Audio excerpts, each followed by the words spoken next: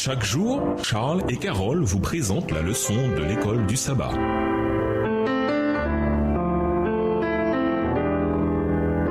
Bienvenue dans votre émission. Dieu nous parle. Nous voilà à la leçon de lundi. Quelques principes pour le mariage. Le mariage, comme le sabbat, est un don de Dieu pour l'humanité qui remonte à l'Éden. Et, en tant qu'adventistes du 7e jour, nous savons ce que l'ennemi des âmes a fait et continue de faire, aussi bien au sabbat qu'au mariage. Même les meilleurs mariages souffrent parfois de conflits. Lisons Éphésiens 1, verset 7. Quel principe crucial doit faire partie de tout mariage? Éphésiens 1, le verset 7. En lui, nous avons la rédemption par son sang, la rémission des péchés selon la richesse de sa gloire. Nous devons apprendre à pardonner, en particulier quand notre conjoint ne le mérite pas. Tout le monde peut pardonner celui qui en est digne. En fait, il ne s'agit même pas de pardon. Le véritable pardon, c'est pardonner à ceux qui ne le méritent pas, de la même manière que le Seigneur nous pardonne à travers Christ. Nous devons faire de même. Autrement, notre mariage, s'il suivit, ce qui est peu semblable, ressemblera au purgatoire. Lisons Romains 3, le verset 23. Quel principe crucial trouve-t-on ici également?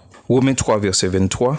Car tous ont péché et sont privés de la gloire de Dieu. Vous devez accepter que vous êtes marié à quelqu'un de pécheur, à un être qui a été endommagé dans une certaine mesure, émotionnellement, physiquement et spirituellement. Il faut vous y habituer. Accepter les torts de votre conjoint. Priez pour cela. Vous aurez peut-être à vivre avec ces torts, mais vous n'avez pas à en faire une obsession. Sinon, ils finiront par vous dévorer. Un Dieu saint et parfait, à travers Christ, nous accepte tels que nous sommes. Vous qui êtes à peine saint et parfait, devez faire de même avec votre conjoint.